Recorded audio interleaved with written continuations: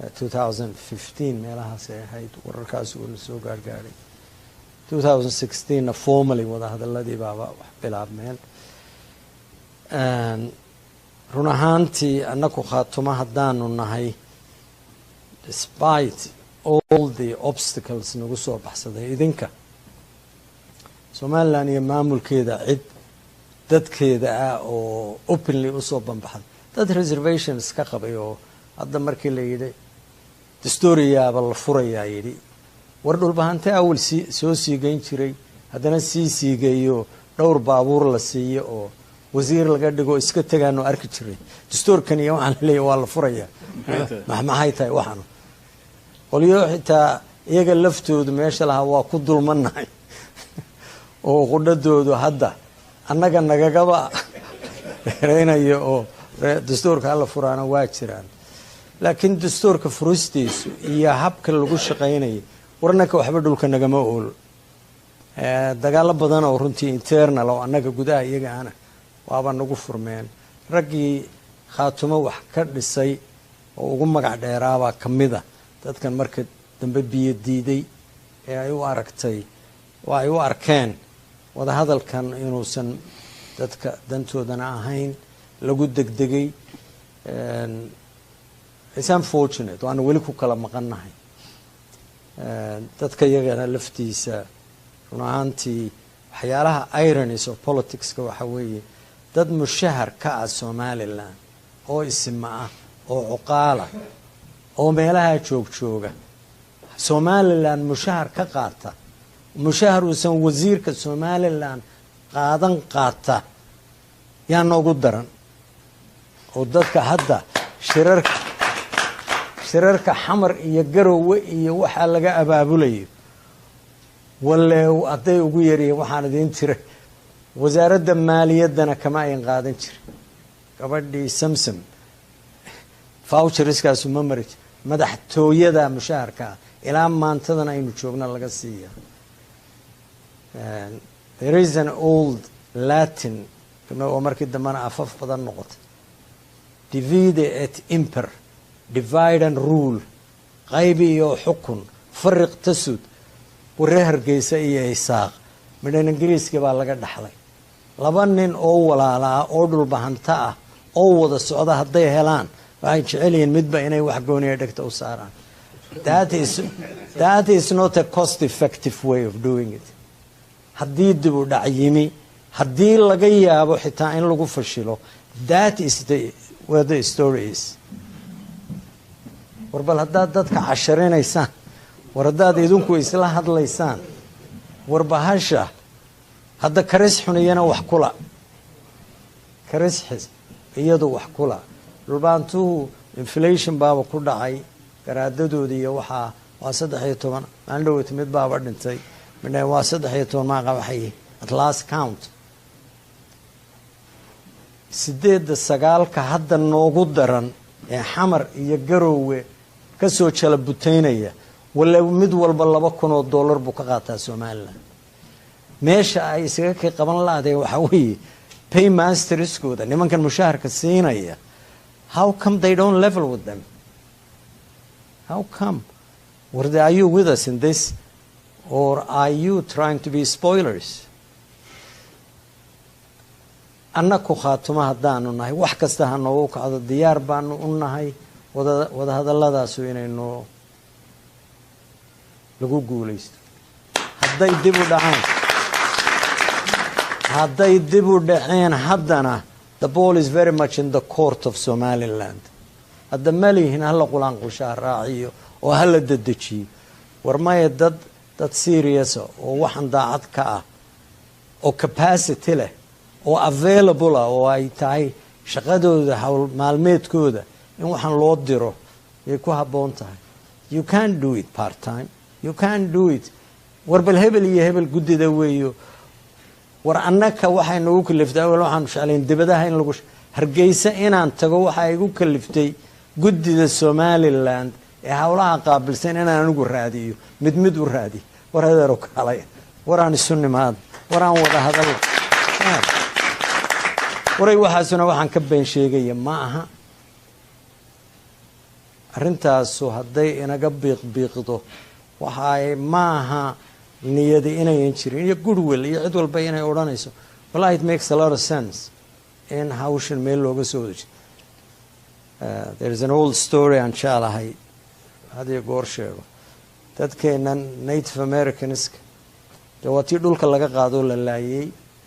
wax markii dambe reservations ay galeen waxna ay banaanada joogaan oo drugs iyo alcohol iyo balaayo ku lumeen wax yar baaba ka hadhay few of them fewgaas waa niman oo very few words mid kuwa iska aamusana maalin yidhi kalluun baan soo qabsanayaa meeshii buu tegey mermaid baa gabadhay maayaa ku soo baxday quruxley ah markaasay xagga iyo xaggaba ka martay namaandhe aniga qudhadeedaaba wax rabe how sidee wuxu samaynaa adigu malay baad inta hoose ka tahay xaggana gabadh qurux badan baadba ka tahay laakiin how do we proceed how do we do things roy anigu gabadhay maanyadaas mermaidka ah so gabadhay maanya af soomaaliga laguma yidhahdo gabadhay maanya qolyaha reer waqooyi waa caruusta bes now you got it mermaid caruusta albaxar madhen berbere iyo meelaha iyo maydhiya kama soo baxda gabadha warkeeda maayn uray arrintaasu hadday inaga lunta maaha because waan la fahansanayn maaha political will waa maqan tahay laakiin the capacity to think through this the capacity to do it in a serious fashion processku siduu u bilaabmayaa sidee buu ku soconayaa sidee baa top leadershipku waxaan ula soconaysaa u monitor garaynaysaa any agreement la galay madhen Saleebaan Gaal maalin dhaweyto hadal yidhi waa maqlayseen uu leeyahay war laba nin baa meesha wax ku saxay waa run laba nin baa wax ku saxay waxa uu sheegayna waa dhab waa in baarlamaanka iyo golaha guurtida iyo ay ansixiyaan but according to the Somaliland constitution saddex siyadood baa wax loo bedeli karaa amendments lagu samayn karaa one waa executive branchka mid ka yimaada xukuumadda waa mid ka yimaada baarlamaanka oo kale oo ay marka hore 1/3 of them isku raacaan marka dambena 2/3 ay isku raacaan labada gole mid walba ama 50,000 oo qof yaa propose garayn kara and then soo gaarsiin kara xukuumadda iyo baarlamaanka it was not done illegitimately howlaha muddaanu wadnay 2 sano ku dhow 9 shir baan isugu nimi I would really advise you strongly haddaydan haysan 9 shir minuteskoodii iyo wixii ka soo baxay inaad haysataan ilaahay laga yaabo waa run waa odhaa fiican laakiin hoos in looga sii dugo oo ilaahay laga yaabo la isla garayi laakiin sidii loo sii wadi lahaa iyo sidii waxaan ku suurtoobi lahayn yaa loo baahan yahay intaanan awood qaybsi iyo waxaaba gelin annaga waxaaba number 1 item noo ah war society-ga kan haddaan rule of law hadduusan jirin haddaan dowladnimo iyo kala dambeyn iyo shuruucda oo dee serious oo arko oo lagu xukumayo dadka warna ku kama mid noqonayno I'm telling you flatly haddaan rule of law sidii lagu gaari lahaa hadda maaha oo maxkamadaba waa jiraan oo Supreme Court baa jira oo war qofka individualka Somaliland hadduusan rightskiisa lahayn haddii voluntary organization la sameeyey group of lawyers baa samayn kara business baa samayn kara xisbi baa samayn kara ururka haweenku noqon ku doonayaba ha noqdo haddii marka haddii aan rule of law na jirin we will always be at the risk amarku taaglayn ama qof ha noqdo ku amarku taaglaynaya ama maamul ha noqdo ama qabiil ha noqdo it's not going to save anybody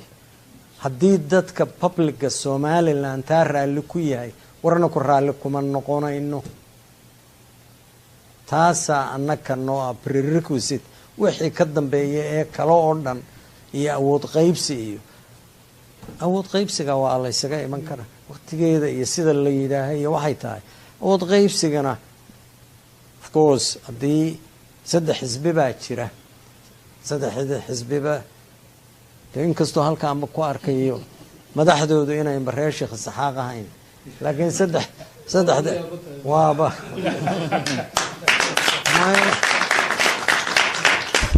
maya taa waxaaba raacda qolyo aan reer gabilay lagu sheegayo haddana wadani iyo ucid iyo qolyo ucid iyo meelaha aan ka filayay oo haddana iyo kulmiye iyo waxaan u malaynayaa waa one of those riwaayadaha badan ee idinku aad isu maya de hadda waxaaba laleeyahay saak iyo aabihii isku xisbiba maaha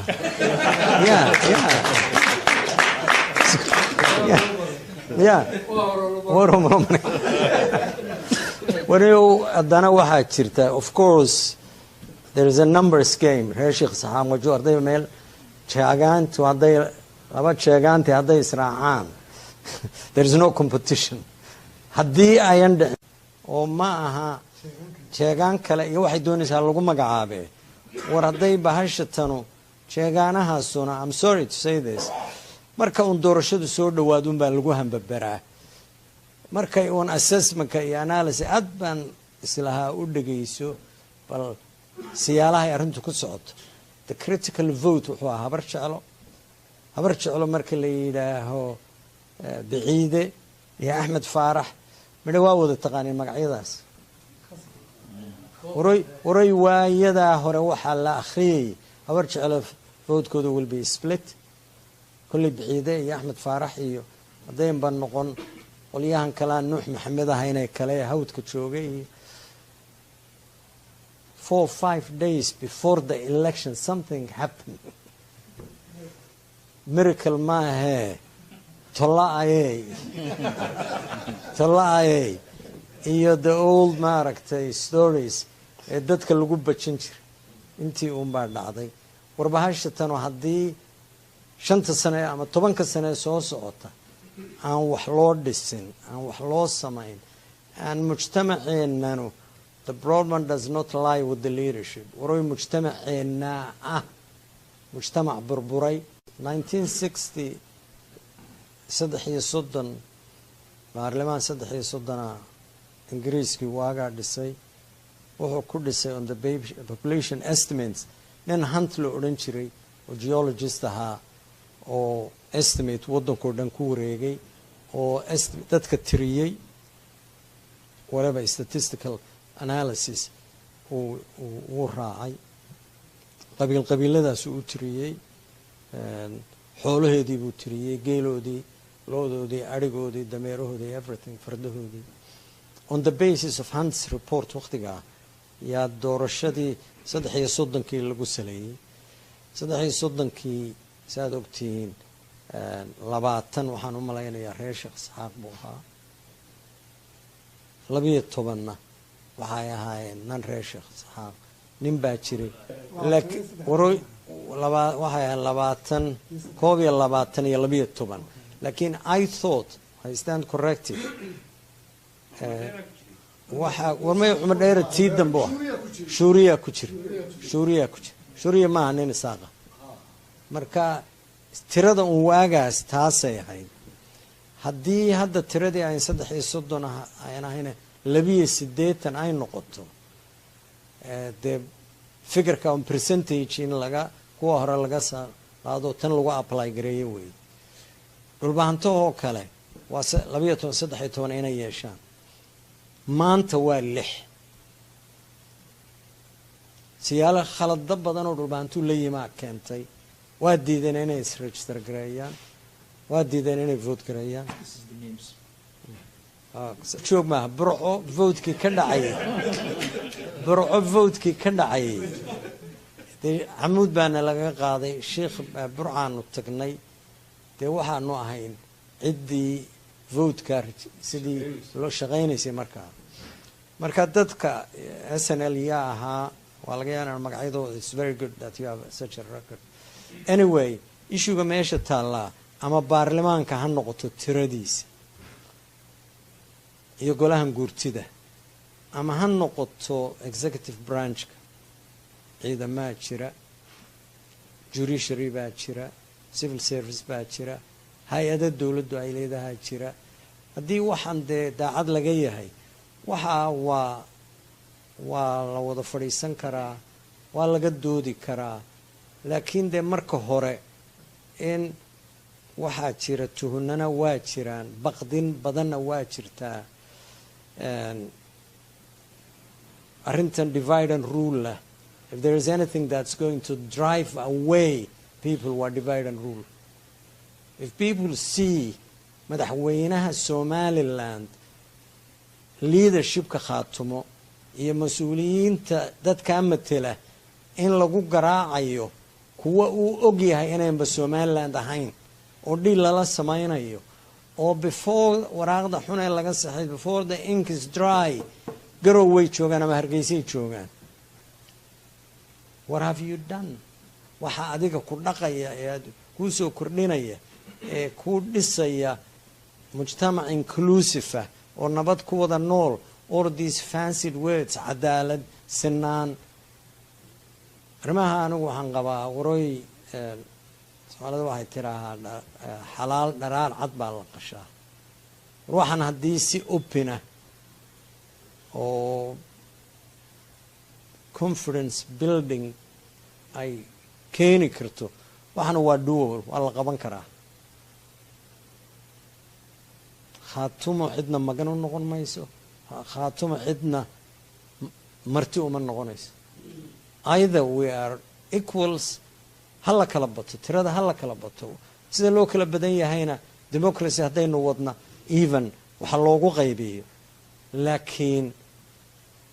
ayday dadka meesha joogay madaxda ah ee aad xisbiyadooda tihiin waxaan serious bay ka noqonayaan. There is a limit to gameka la ciyaari karo iyo delaying tacticska iyo niyad jabinta iyo divide and rule taas. war ma dhaqaysa Somaliland. war a greater Somaliland deserves to be built.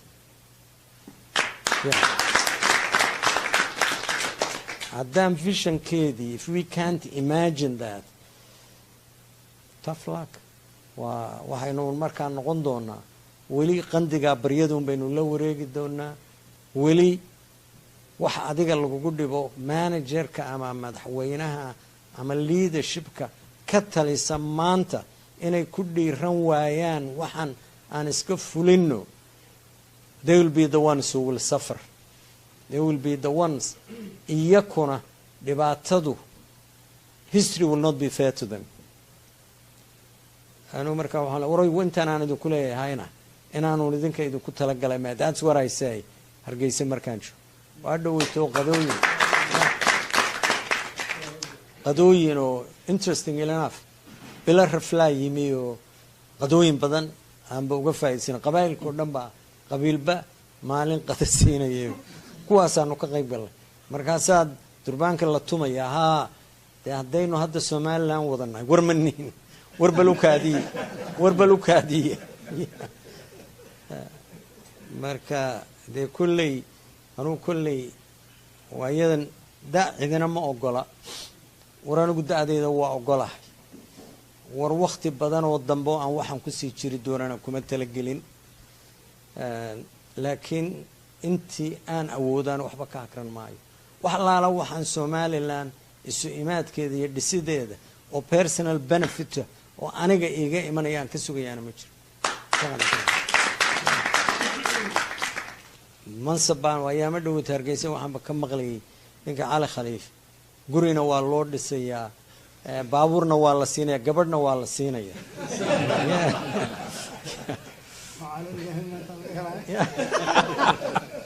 wallaahi ilaa baa laga helaa. laakiin dee adoo hawl ku jiro gar cadaawo ku jira oo la yidhaaho ninkii islaameed guri baa la siiyey ama gabadh baaba la siiyey, dee taasu cadaaladna ma, it weakens you. adiga waa laaluush wey ma aha haddii reerku dego dee markaa haddii calalaheed haddii la yidhaaho hadda bahashan layga siiyey meesha oo kale hadday noqonayso warbal wadaadku waa shaqeeyey bal certificate ama gabiley guri yar iyo gabiley meel saas oo kale anu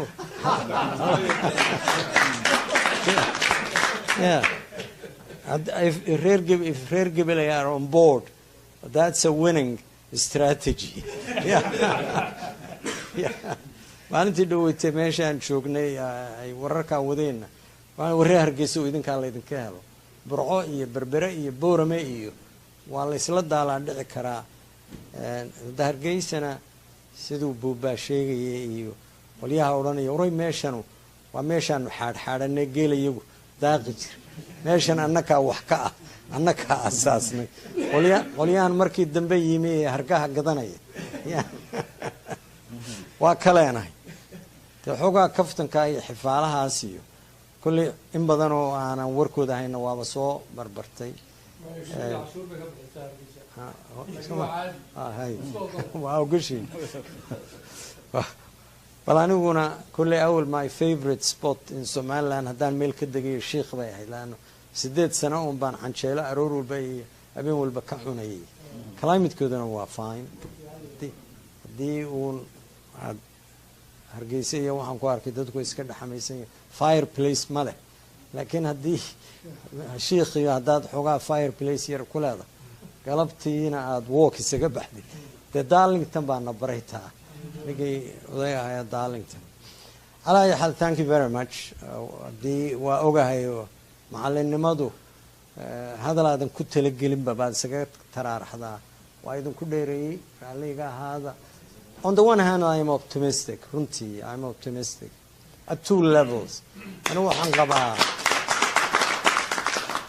shaqadanu inay doable tahay anigu waxaan qabaa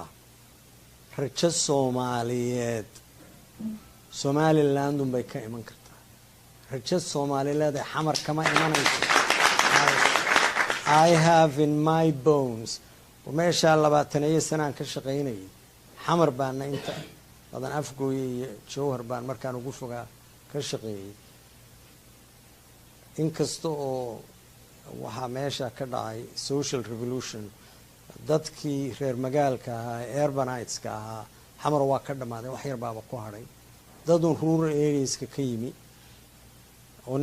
nin qof walba warankiisa iyo bilaawihiisa wato yaa dhulka yimi ama Shabeelle Valley oo kale the most productive area in Somalia dagaalo iyo balaaya ka socda shabaab iyo wax daran umadaasu waa internally displaced waxba xamar bay yimaadeen oo ay degan yihiin really pathetic maaragtay waxaad uun soronayso ay ummadaas ku caruura dhalayaan oo hadda lagaba yaabo kuwii ku dhashay inay iyana wax sii dhalayaan meesha rajadeeda aniga igama muuqato wax badan oo Soomaalida xamar joogta ama dawlad Soomaaliyeed gacanta ugu jirtaana to say it very bluntly maba jiro bahashii islaantii indhala'aantii dad cunimay ku darsatay war qabiilnimadii iyo wixii qaybin jiray iyo wixii waxaaba ka daran dee awal in Cabdulla Xasan baa laga sheegay waniyo yam iyo qadaad weyn baa layga taaglaayay war dadkii awal la lahaa Ethiopia iyo Kenya iyo gaaladan iska ilaan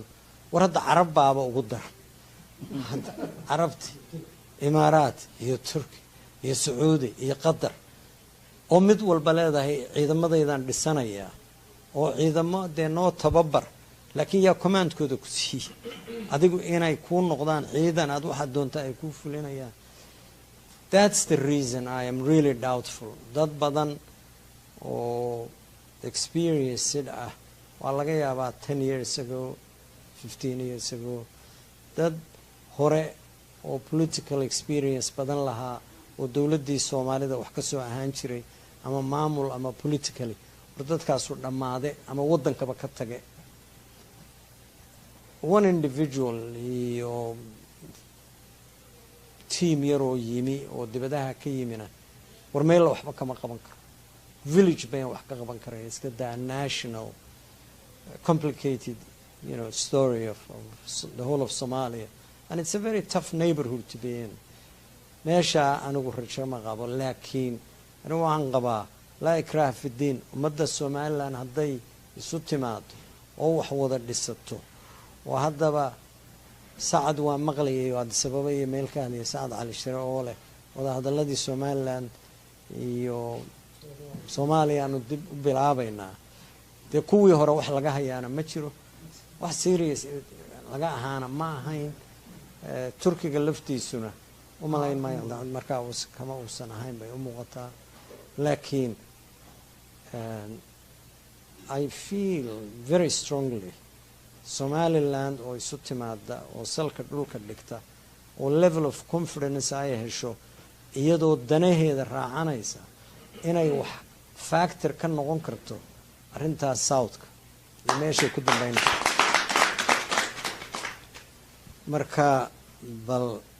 roy waxyaalo badan oo muqaddisiina waaba maqmaqlaynay. annaga qudhadayadana waa noo ahaayeen oo Saalax baaba nooga wakiila arrimahaas. bal muqaddasiyada bal yaan la isla jeedin. الرحمن الرحيم اللهم صل على سيدنا محمد وعلى آله وصحبه وسلم.